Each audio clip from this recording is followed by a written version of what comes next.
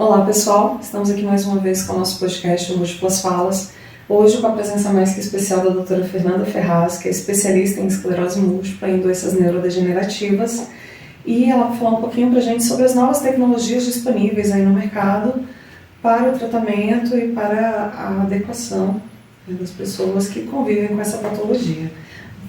Seja bem-vinda. Obrigada, Ana. E eu queria que você fizesse um resuminho para a gente sobre o que é a esclerose múltipla, para depois a gente entrar nessa questão das tecnologias. Primeiro, obrigada pelo convite. É um prazer estar aqui falando com você, falando com esse público tão querido, né, que são as pessoas com esclerose múltipla.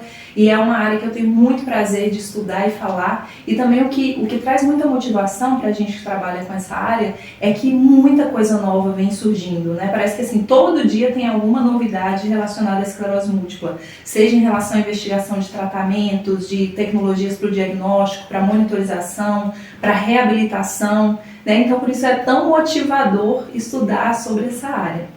Então, para a gente assim, ter um panorama mais assim, inicial sobre o que é esclerose múltipla, porque pode ser que tenha pessoas aí que vão nos assistir que acabaram de ter o diagnóstico, né, algum parente de alguma pessoa com esclerose múltipla, quer entender primeiro o que é essa doença, né? A esclerose múltipla é uma das principais causas ainda de incapacidade em pessoas jovens, na faixa aí dos 20 aos 45 anos, principalmente nos países desenvolvidos.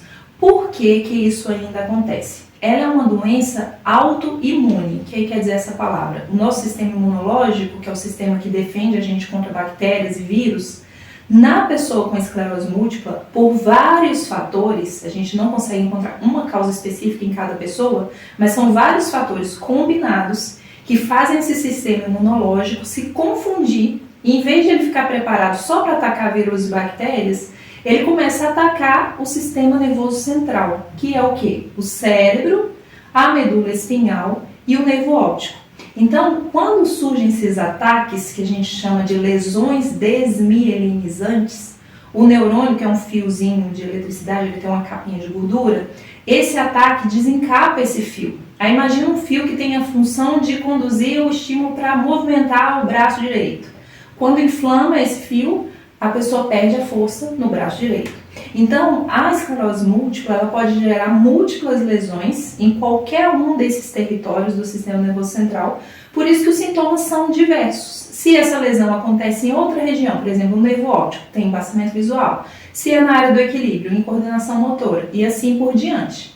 Esse sintoma, né, que surge de forma rápida, aí, em horas a dias, né, e dura mais ou menos alguns dias ou alguns meses, dependendo da extensão da lesão, dependendo da forma da doença da pessoa, dependendo do grau de atividade dessa doença, a gente chama de surto.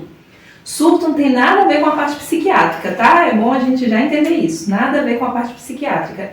É um surto de uma perda de função neurológica. E aí, quando o organismo, ele mesmo, começa a controlar essa inflamação e reparar esse dano nessa gordurinha, na mielina, remielinizar, aí esse sintoma melhora. Então, a esclerose múltipla, na maioria dos pacientes, ela é caracterizada por uma fase inicial que a gente chama de remitente recorrente. Então, a pessoa tem surto e melhora, surto, melhora, surto, melhora. Se essa doença não for tratada adequadamente desde o início, se não tiver um diagnóstico precoce, entrar com medicamentos de alta eficácia desde o início, há um risco de que ao longo do tempo ocorra um processo neurodegenerativo e a pessoa entra numa fase que a gente chama de secundariamente progressiva. E numa minoria de pacientes existe uma outra forma da esclerose que ela é progressiva desde o início, a gente chama de primariamente progressiva. Mas a principal mensagem, né, que a gente vai passar hoje ao longo desse bate-papo é que existem várias coisas que estão sendo estudadas e já estão sendo aplicadas aí na prática para prevenir esses surtos, prevenir esse dano e principalmente prevenir essa progressão, essa neurodegeneração a longo prazo. E fazer com que a esclerose múltipla não seja mais essa causa prevalente de incapacidade, né? Então é essa história que a gente tem tentado mudar, porque é possível, né? A gente vê que com as novas tecnologias, a maioria dos pacientes que tem um diagnóstico precoce, um tratamento adequado, evolui muito bem, sem capacidades importantes e tem uma vida independente. Perfeito. E hoje, assim, o que a gente tem de novo nesse mercado? Porque a gente sabe que até 10, 15 anos atrás, as tecnologias eram muito limitadas para o tratamento da esclerose. Mas hoje, o que a gente tem de novo? Então, assim, até um pouquinho antes, né, 15, 20 anos atrás, só existiam os medicamentos que a gente chama de imunomoduladores. É diferente dos medicamentos novos que são imunossupressores. Qual que é essa diferença? O medicamento imunomodulador, ele atua nesse sistema imunológico, mas ele só modifica um pouco essa atividade desse sistema. Ele não suprime a atividade desse sistema, né? Então, por isso que esses medicamentos antigos a gente chama de drogas ou terapias de baixa eficácia. Por quê?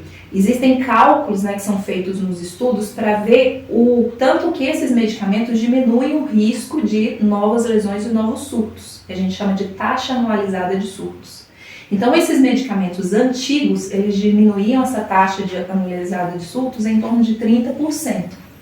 Os medicamentos mais novos que foram surgindo aí na última década, últimos 15 anos ou um pouco mais, eles diminuem essa taxa anualizada de surto a partir de 50% a 70%, que são chamadas as drogas de moderada a alta eficácia. Esses medicamentos, eles são imunossupressores, então eles agem nesse sistema imunológico de uma maneira mais potente, né? E aí controlam esse efeito inflamatório do sistema imunológico. E aí diminui muito o risco da pessoa ter novas lesões, novos surtos e incapacidade a longo prazo, né? E aí dentro desses medicamentos a gente tem vários tipos. Tem medicamento que é comprimido, tem medicamento que é injetado na veia, tem medicamento que é injetado por via subcutânea, uma canetinha periodicamente.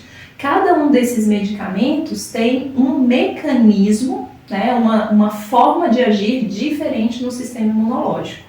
E aí como é que a gente vai escolher isso para cada pessoa? É muito individualizado, que é outra informação muito importante. Não existe uma diretriz assim absoluta que fala todo paciente com essa característica vai entrar com esse remédio aqui, né? A gente só classifica assim como medicamentos, terapias de alta eficácia, moderada eficácia e baixa eficácia. Hoje é uma tendência, né, nos países desenvolvidos que sempre se entre com medicamentos de moderada a alta eficácia desde o início. Porque a gente sabe que esses medicamentos de baixa eficácia mais antigos, eles deixam a pessoa com risco, né, de ter novos surtos. Porque a doença, ela flutua ao longo da vida, né? Às vezes ali no iniciozinho ela tá com uma carinha benigna, uma carinha boa, mas passam alguns anos, de repente a pessoa começa a ter surtos mais graves e a gente não quer que isso aconteça. E assim, Fernanda, hoje a gente fala muito sobre novas tecnologias, novos tratamentos, sempre surgem novas histórias, né? São câmaras de calor, tratamentos alternativos, vamos deixar o tradicional pelo novo, porque isso aqui vai dar certo, e isso me causa muita preocupação, no sentido de que a gente sabe que para uma tecnologia chegar no mercado, ela passa por um processo muito longo. Né? E eu queria que você falasse um pouquinho exatamente sobre esse processo, para que uma tecnologia chegue até o paciente final ali. Essa pergunta é perfeita, sabe? Assim, é importante as pessoas entenderem como que é sério esse processo de aprovação de um medicamento, né? Porque muitas vezes as pessoas ficam aí deslumbradas, né, pelas redes sociais e tudo, quando chega alguém falando, nossa, tem um novo protocolo que eu desenvolvi aqui para tratar essa doença, os meus pacientes estão maravilhosos. Vamos entender como é que a ciência tradicional trabalha para fazer com que o medicamento chegue à prateleira da farmácia, né? Como é que é? A primeira fase de estudo dos medicamentos, a gente chama de fase 1, é um estudo feito geralmente em modelos experimentais, camundongos, animais de laboratório, que são submetidos a esse tratamento para ver se, primeiro, se esse medicamento realmente funciona, se o mecanismo ali, a ação dele num sistema biológico realmente faz sentido, se tem um resultado ali, suprime o sistema imunológico naquele modelo, no camundongozinho, então é induzida uma esclerose, né, experimental num camundongo e aí aplica esse medicamento e aí vê, será que nesse camundongo controlou realmente a inflamação dele? Essa é a primeira fase. Numa segunda fase é testada a segurança desse medicamento. Então essa segunda fase, em geral, é feita com pessoas saudáveis. Em alguns casos, eventualmente, até já testam em pacientes. Mas em geral é feito em pessoas saudáveis para avaliar a segurança. Então verificar assim, qual a dose que é metabolizada ali pelo fígado ou pelo rim.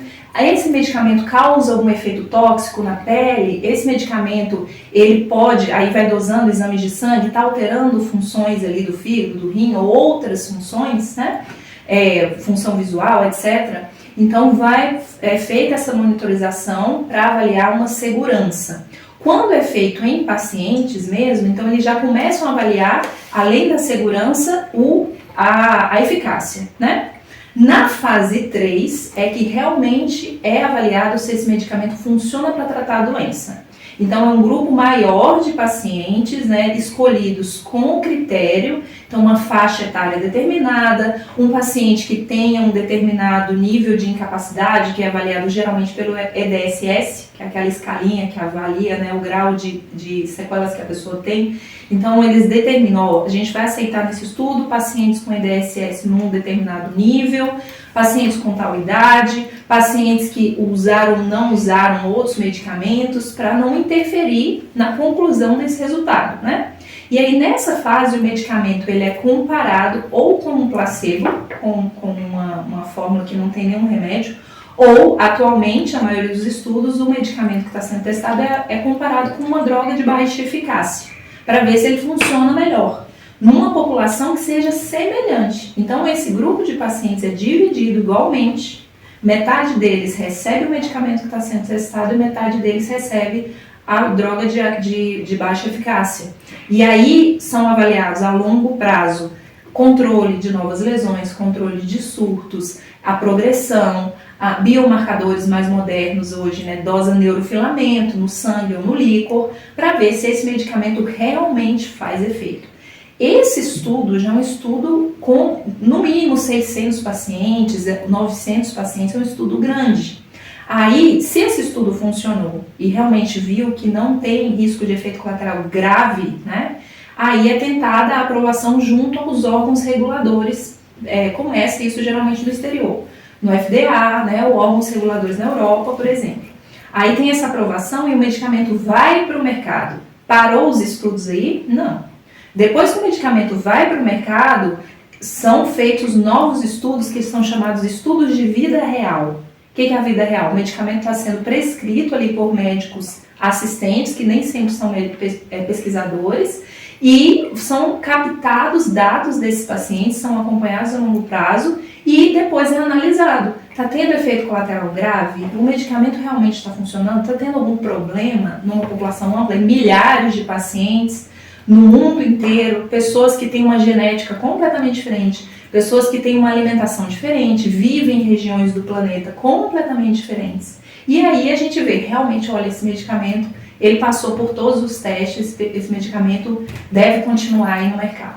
Então olha só como é que o processo, ele é complexo, ele é demorado, ele é sério, e aí como é que você pode pensar que de repente um pesquisador, um médico sozinho, sentou na cadeira, leu alguns livros, leu alguns artigos e da cabeça dele ele tirou um protocolo, aplicou ali em alguns pacientes dele, sem um placebo, sem um comparativo, né, sem comparar com outro medicamento, não publica muitas vezes os resultados, né, e aí diz que aquilo ali é a solução perfeita para uma doença tão complexa, que até hoje a gente não sabe com certeza todos os mecanismos envolvidos no surgimento da doença e nessa persistência de inflamação em alguns pacientes, né?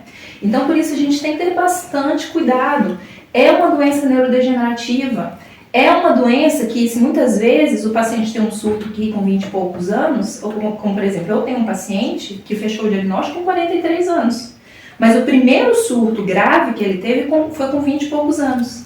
Na época não tinha ressonância, ele não teve acesso à ressonância, ele fez tomografia. O diagnóstico que ele recebeu com 20 e poucos anos foi de AVC. Ele ficou um mês de cadeira de roda, andou de andador, aí reabilitou, ficou 100%.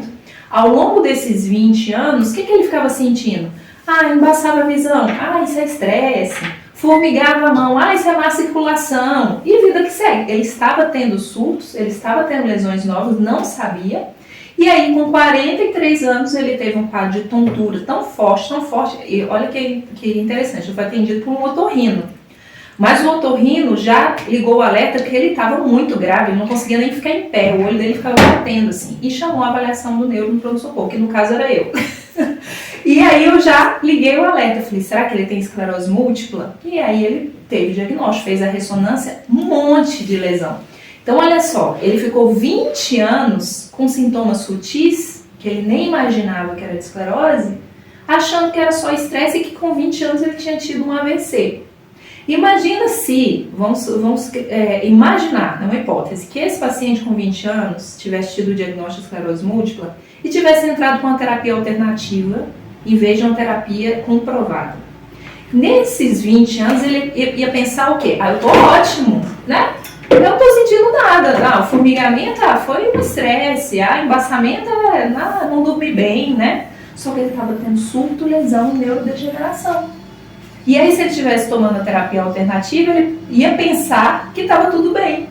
Muitas vezes, esses pacientes que fazem terapia alternativa, eles nem fazem ressonância de controle, né? Porque não está sentindo nada grave. E ele fica achando que está tudo bem. Quando foi, mais de 20 anos depois, ele teve o diagnóstico, só que no momento que, assim, ele hoje tem sequelas permanentes. Ele não voltou mais para a função dele. Ele era motorista de uma empresa. Não consegue mais dirigir, ele recuperou do surto, mas não recuperou mais 100%. Porque com mais de 40 anos, mesmo a gente tratando o surto, entrando com medicamento de alta eficácia, às vezes a pessoa não tem uma recuperação plena, né? Tá bem, não tá com, assim, ele é funcional, ele faz as coisas dele, mas nunca mais conseguiu voltar a trabalhar. Talvez isso teria sido evitado se lá no início tivesse o diagnóstico. Então, assim, hoje que a gente tem acesso a um diagnóstico precoce, uma vez que você teve o seu diagnóstico, tome muito cuidado com a decisão de não fazer o tratamento que está nas diretrizes do mundo inteiro, dos centros de referência de esclerose múltipla. Que às vezes você vai ter uma história como a desse paciente, né?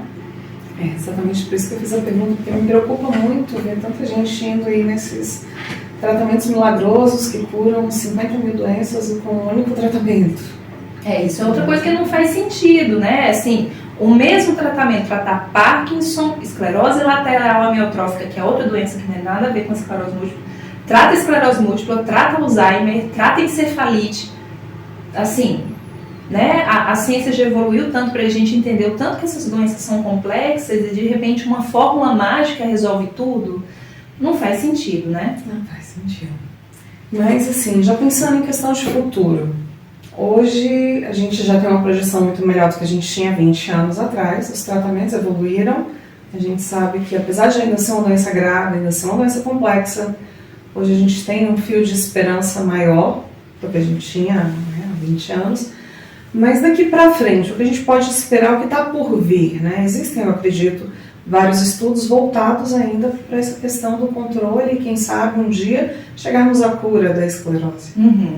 Sim, então, sobre tratamentos, né? O que a gente tem assim, mais imediato no horizonte aí, de tratamentos novos? Existem algumas drogas que são as que estão na fila assim, mais próxima de entrar para o mercado mesmo, chamadas inibidores de BTK.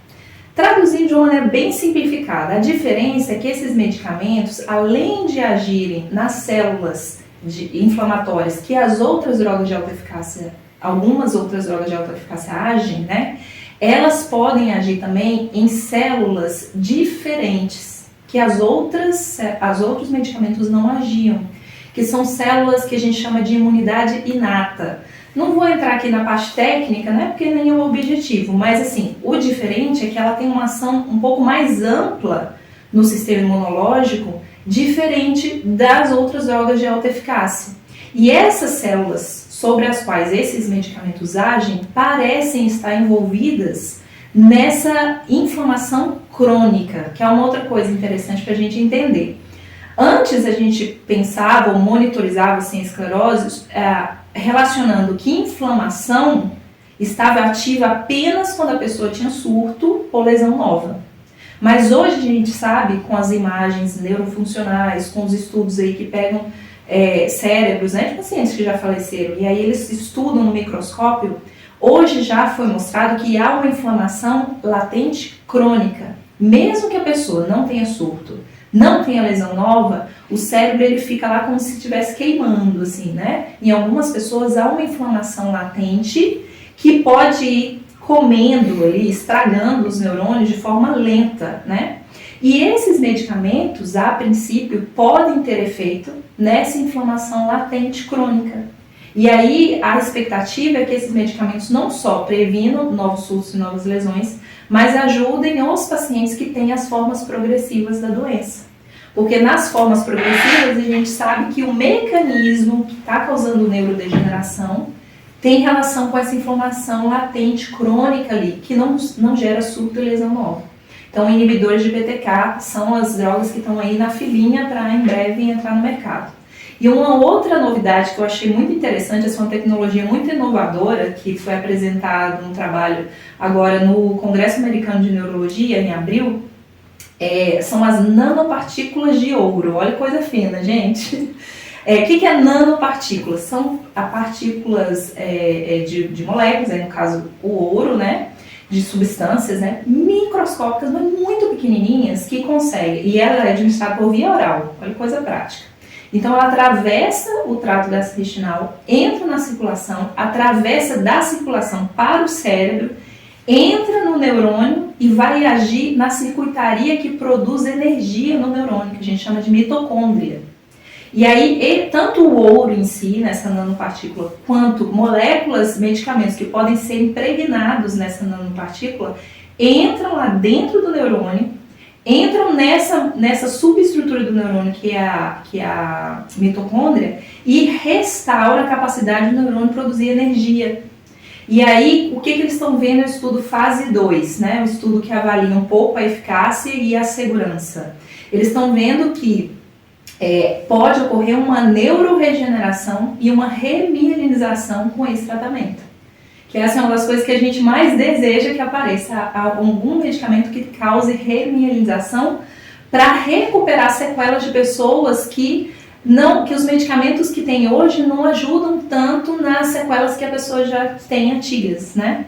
Então, assim, é uma tecnologia que está no horizonte e que gera muita expectativa pra gente. A gente fica ansioso esperando, né? Mas assim, hoje, como eu já repeti aqui algumas vezes, nós temos novas tecnologias, a gente sabe que ainda não é fácil o acesso a todas essas tecnologias, né? Tem muito medicamento que está no mercado, mas que ainda não está incorporado ao SUS, por exemplo, e isso acaba dificultando um pouquinho esse acesso. Mas hoje nós já temos drogas de alta eficácia, tanto para a forma progressiva como para a forma de surto-remissão, né? Qual seria a diferença, eu digo assim, na eficácia mesmo do tratamento? Porque eu ouvi que vão chegar medicamentos que são somente para a forma progressiva, por exemplo. Né? E a gente já tem vários medicamentos que são somente para a forma de surto-remissão. Então, o que muda nesse mecanismo? Por que um medicamento é só para um tipo e o outro só para outro tipo? Então, esses efeitos têm muita relação, primeiro com aquela inflamação crônica, latente crônica que eu mencionei. Então, assim, o medicamento que age sobre essa inflamação crônica, que aí depois eu vou até explicar qual que é a diferença dela, que pode ser identificada até por ressonâncias com tecnologia nova, que não é essa ressonância convencional que a gente faz, né? Então, medicamentos que agem sobre essa inflamação latente crônica têm efeito na progressão e medicamentos que agem sobre a remielinização, né? Para a remielinização ainda não tem nada assim pertinho de chegar, mas está sendo estudado, né? Mas para essa inflamação latente crônica já tem 2 medicamentos, né, aprovados que estão aprovados para a seguinte situação: pacientes que têm a forma secundariamente progressiva com atividade. Então, assim, é um paciente que tem progressão, mas tem surto ainda, lesão nova. Então, assim, realmente não dá, a gente sabe que essa fase, assim, secundariamente progressiva, é até difícil a gente colocar um marco, sabe, assim, para falar para o paciente, olha, a sua fase secundariamente progressiva começou em tal mês de tal ano. Porque Porque não é uma coisa assim, um clique, né? É um processo dinâmico. A pessoa tem a inflamação mais ativa, principalmente quando ela é mais jovem, aí até os 40 anos, 40 e poucos anos. E depois dos 40 anos, os processos neurodegenerativos naturais, que todo mundo, né, tem uma neurodegeneração natural da idade. Na esclerose é mais rápida. Por quê? Porque o neurônio está desencapado, ele está frágil, ele está exposto.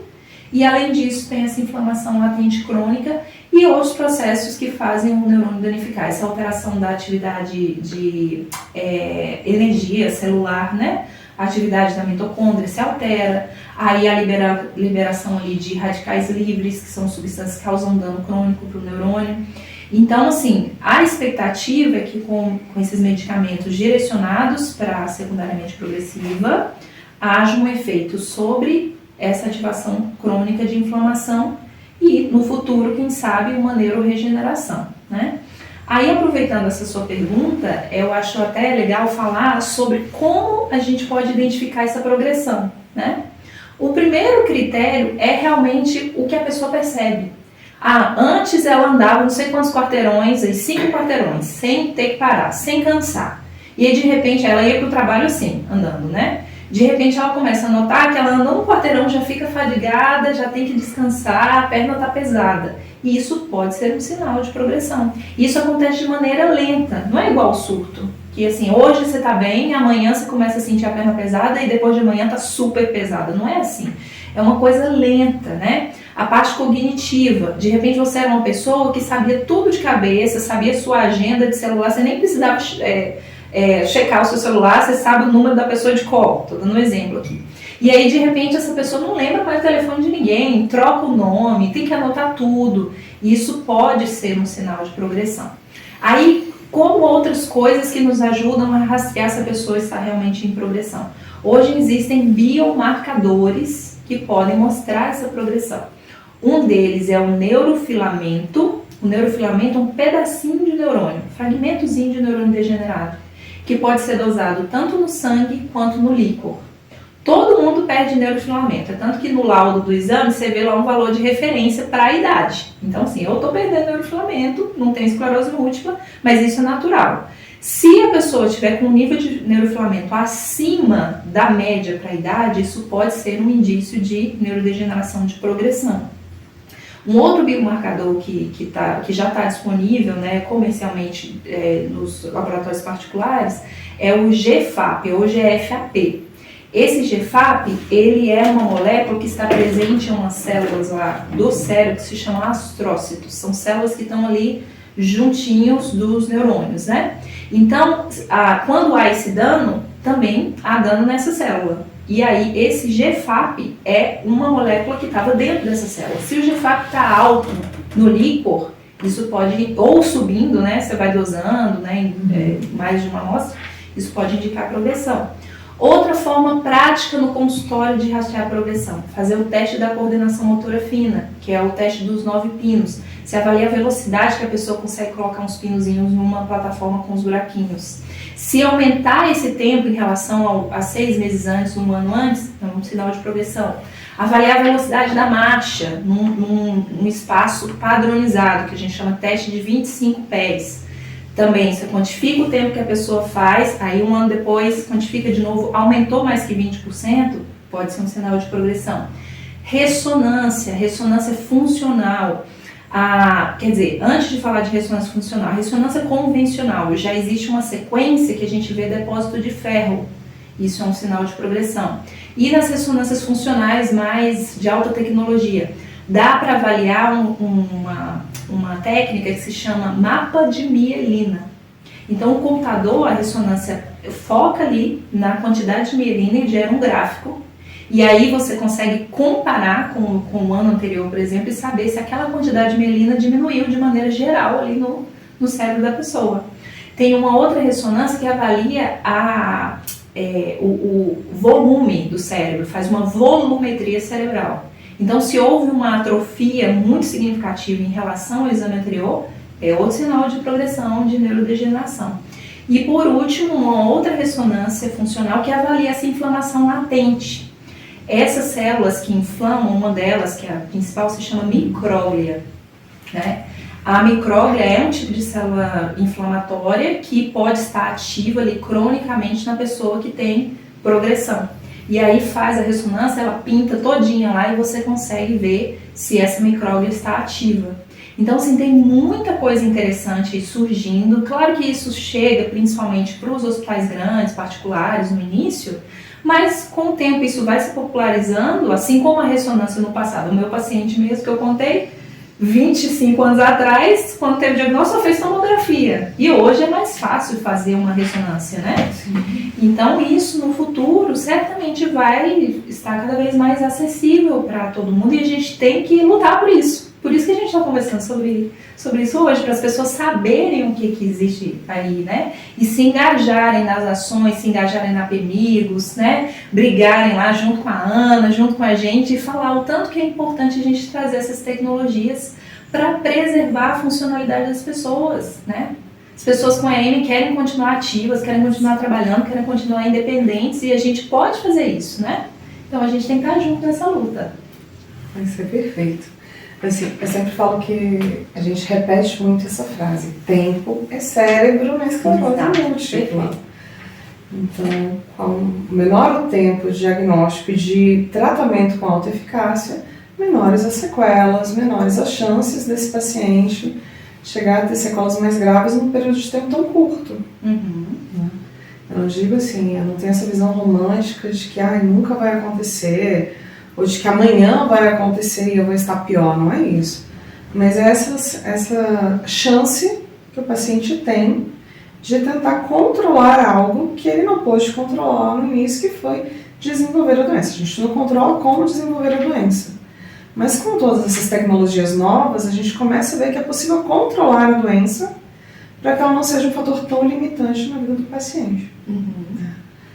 E eu, como paciente, falo isso com muita alegria e com muita esperança de que as coisas se tornem cada vez melhor. Mas hoje, dentro do que a gente já tem, dentro das ressonâncias que ainda não são as melhores, mas é o que a gente tem hoje, a gente já consegue também ver essa questão da evolução, né? Mas tem uma coisa que eu também sempre bato, mas o pessoal sempre fala que é só papo de fisioterapeuta, é a reabilitação. Né, que entra como uma tecnologia também. Sim, hoje, o que você indicaria para o seu paciente?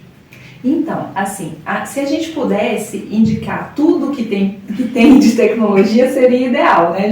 O Rodrigo está sentadinho ali, né? Ele poderia tomar meu lugar aqui para falar muito melhor que eu, né? Assim, na prática, no dia a dia, a gente tem as clínicas de fisioterapia, mas assim, preferencialmente que esse paciente tenha acesso a uma fisioterapia neurológica, porque é diferente. Tem fisioterapeutas que têm uma formação numa fisioterapia mais ortopédica, né? Para recuperar aquele paciente que fraturou teve um problema no joelho, né? Teve um acidente, problema na coluna. É diferente a visão desse fisioterapeuta em relação ao fisioterapeuta que é especialista em fisioterapia neurológica. Se esse fisioterapeuta, idealmente, ainda tiver experiência com paciente com esclerose múltipla, que é o caso do Rodrigo, né? Aí é muito perfeito, né? Por quê? Ali na fisioterapia neurológica, ele não vai trabalhar só a mobilidade da articulação, a força, né, do músculo, a resistência, mas ele vai trabalhar equilíbrio, coordenação motora, questões visoespaciais, né, até questões envolvidas com a sensibilidade, porque o paciente com esclerose múltipla, às vezes ele tem um surto numa região bem caprichosa da medula, que ele fica assim, como se ele estivesse pisando em ovos, pisando em nuvens, assim, perde um pouco do que a gente chama de propriocepção consciente.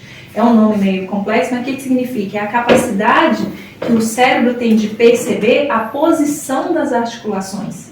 E isso pode gerar desequilíbrio, isso pode gerar uma percepção de falta de força, e na verdade não está afetando a força muscular, está afetando esse sistema que permite que a gente tenha uma coordenação perfeita. E aí o fisioterapeuta especialista nessa área, ele vai ter essa percepção e vai trabalhar isso também, né? A outra questão que pode ajudar, naqueles pacientes que têm uma incapacidade mais importante, tem muita espasticidade, talvez trabalhar numa hidroterapia, né, na piscina, porque ele não tem tanto impacto, ele não tem que fazer tanto esforço, né, porque a água dá uma compensada ali no peso dele. pode ajudar também. A ecoterapia é perfeita, né? Aqui em Brasília, felizmente, há um acesso melhor, né, a esse tipo de terapia. Até algumas instituições fornecem isso gratuitamente, apesar de ter uma fila de espera gigante. Mas a ecoterapia, ela traz inúmeros benefícios proprioceptivos, a coordenação, a cognição do paciente. Impressionante como a ecoterapia, que é o trabalho com cavalos, né? Ela traz melhora da cognição. Como que pode uma coisa dessa? Já tem estudo direcionado para paciente com esclerose múltipla mostrando esse benefício. E outra coisa super inovadora que está sendo estudada hoje, né? O Rodrigo está num projeto envolvido em relação a isso, com o uso de videogame, né? Tecnologia aí, trazendo simulação, trazendo desafio, trazendo esse pensamento, treinamento da velocidade de processamento cerebral, que integra tanto a parte física quanto a parte cognitiva, né? A tecnologia, a inteligência artificial, trazendo aí aqueles óculos, né, em 3 dimensões, com simulação, que traz uma motivação maior para o paciente engajar ali naquela terapia. Assim, na prática, às vezes a gente não tem acesso a isso tudo, mas se a pessoa tiver, no mínimo, o empenho de fazer atividade física regular, que assim, caminhar, se você dá conta de caminhar, caminhe. Se você tem acesso, como aqui onde a gente está, né, aqui tem um grande ginásio aqui de reabilitação e de musculação direcionado para pessoas com deficiência física. Procure saber como acessar esses serviços, né, através da Apemigos, né, tem tantos canais aí, tantas formas, né, de orientar vocês, indicar, né, de repente pedir um acesso, né, não negligencie isso, porque muitas vezes a pessoa fica focada, estou tomando meu remédio, pronto, né. Não é só isso. Neuroregeneração, como eu falei aqui muito, os medicamentos que a gente tem ainda não fazem neuroregeneração. Então, a fisioterapia, a atividade física, a atividade cognitiva, essas questões relacionadas à preservação da sua funcionalidade, da sua qualidade de vida, é o que vão preservar os seus neurônios, né? E isso é uma estratégia natural, é muito melhor que remédio, né? Então, isso que é muito importante. Dentro da sua realidade, não pense que uma caminhada é pouquinho. Não pense que, nossa, mas eu consigo a fisioterapia só uma vez por semana. Dê o seu máximo, se dedique, vai, faz um esforço para chegar lá.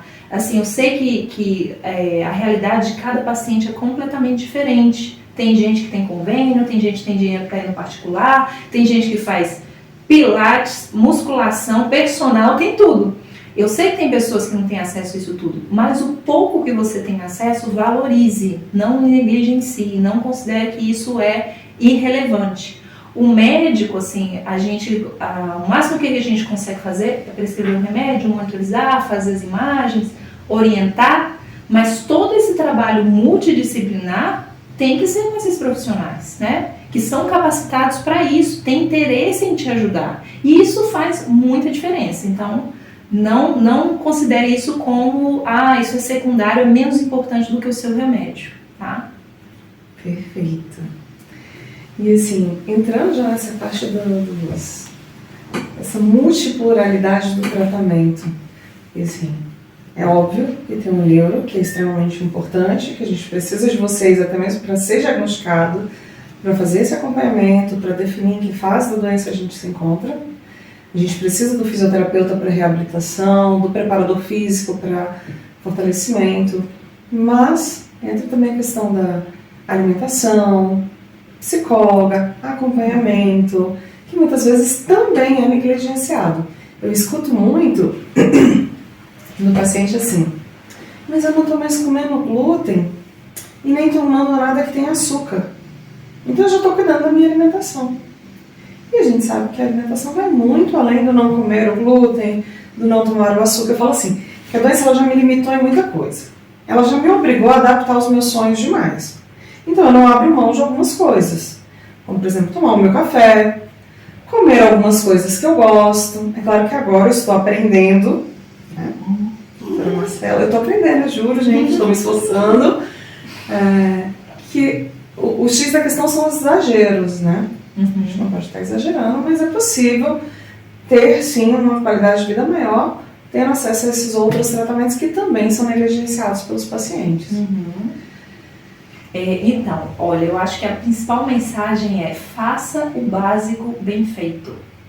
Hoje tá uma moda assim, eu tô com fadiga, até pessoa que não tem esclerose múltipla, eu tô com fadiga, tô com indisposição, vai lá no endócrino, no nutricionista, no nutrólogo, eu quero uma fórmula para me dar energia, eu quero um manipulado para me dar energia. Só que a pessoa não faz atividade física, ela não tem uma alimentação saudável, ela não dorme direito, fica lá no celular até não sei que horas da noite, não dorme direito, não, a questão da atividade física, né, assim, tipo, o mínimo, a caminhadinha, não quer fazer, né, fica se entupindo de informações estressantes, buscando conteúdos aí que só geram conflito, enchendo a cabeça de notícia ruim, e que é a fórmula da energia e da felicidade, né? E o básico, que a gente sabe há sei lá, décadas, né? Que funciona para todo mundo, a pessoa não quer fazer, né? Quanto a essa questão da dieta, claro, eu não sou nutricionista, não sou a melhor pessoa aqui para falar sobre dieta, não é isso que eu vou falar, qual dieta que funciona para esclerose múltipla, né? Mas assim, de vários estudos que já avaliaram inúmeros tipos de dieta, qual a conclusão principal que chega? Dieta saudável. E no básico, o que é dieta saudável? É você evitar os excessos, como você falou, né? Não existe hoje evidência de sair tirando, tira leite, tira glúten, tira isso, tira aquilo, que isso vai, nossa, fazer super diferença na progressão da esclerose. Não existe essa comprovação ainda. Mas existe comprovação que uma dieta bem equilibrada faz diferença sim, né? Então, evitar fritura em excesso, carboidrato em excesso, evitar alimento processado, comer verdura, fruta, né? O básico, a maçãzinha, a bananinha, o tomate, a cenoura, o básico da nossa refeição aqui brasileira, que é tão rica, né? O arroz, feijão, o bife, o alface, o tomate, a cenoura, o básico, né? Aí a pessoa vai lá e todo dia é um macarrão, aí de noite é pizza, aí fim de semana é sanduíche, e depois tá querendo uma fórmula da felicidade, né? A fórmula da neuroregeneração. Então, isso não existe, né? E em relação à questão cognitiva, né? A gente sabe que a esclerose, com o tempo, em algumas pessoas, pode gerar aquele fog, né? Tipo aquela mente que tem um pensamento lentificado, você tem dificuldade de encontrar palavras, você fica meio... parece que você não consegue conectar adequadamente o raciocínio que você quer expressar, se lembrar de recados e tudo. Como é que a gente vai prevenir que isso progrida? Primeiro, o manejo do estresse, né? Sei que é um desafio para todo mundo, né? Manejar o estresse. Mas se você sabe que a convivência com determinadas pessoas é tóxica para você, buscar determinados conteúdos te geram ansiedade, te geram preocupação, evita, nutra sua mente de coisas positivas, nutra a sua espiritualidade, busque fazer coisas que você goste, né? Coisas que te trazem prazer, que te tirem a sua mente daquele excesso de preocupação. Também, assim, é importante buscar informações de qualidade sobre a doença? Sim, mas não viva como se você tudo orbita em relação à esclerose. Você é muito mais que isso. Como vocês sempre falam, né? O diagnóstico não me define. Você é, antes de tudo, uma pessoa única que tem inúmeras habilidades, inúmeras qualidades, inúmeros potenciais. Trabalhe esses potenciais, se envolva em ações que você ajude outras pessoas, porque aí você enxerga como você é valioso, né? Isso tudo vai te ajudar a ter uma mente mais limpa, uma mente mais clara. Claro que, assim, do ponto de vista, assim, de médico, né? O que a gente pode fazer para ajudar além disso? Hoje existem testes padronizados para avaliação cognitiva do paciente com esclerose múltipla, né? A gente teve recentemente com a doutora Laís Barreto, que é uma neuropsicóloga especialista nessa área. Ela tem uma bateria de testes lá que tem vários estudos mostrando que rastreiam bem as funções cognitivas do paciente com esclerose múltipla, monitora isso. Existe reabilitação direcionada para isso, mas não precisa disso para você falar assim, eu não tenho condição de ir na neuropsicóloga, então não tenho nada para fazer. Tem sim, né? Hoje tem aplicativos úteis para poder treinar o cérebro, tem vários, a gente pode até deixar na descrição aqui do vídeo depois, uma listinha de aplicativos que você pode baixar no seu celular e treinar em casa, né? Você pode fazer mindfulness, já ouviu falar de mindfulness? Mindfulness é um tipo de meditação que não tem nada a ver com espiritual e esotérico, não. É uma meditação cognitiva, né? Você vai trabalhar ali a sua mente direcionada é geralmente aplicativo que tem, então tem ali uma fala, né? Que a pessoa vai te direcionando para um relaxamento mental, físico e controle da sua respiração.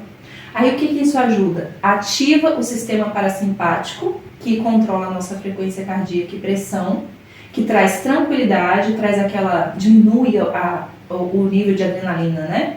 E aí você fica mais tranquilo, aí você controla a sua ansiedade, você consegue se preparar para dormir melhor se você fizer um mindfulness logo antes de dormir, e em vez de ficar só rolando feed lá vendo fofoca, né? Ou vendo notícia ruim, né? E isso é um treinamento mental, para você estar focado no momento presente, não ficar com aquela mente acelerada pensando no problema de amanhã que nem aconteceu ainda, né? Então tem muita coisa simples, básica, que pode ser feita, que não vai custar nada para você, que vai ajudar na sua qualidade de vida, prevenir progressão e fazer você viver a sua vida além da esclerose, né?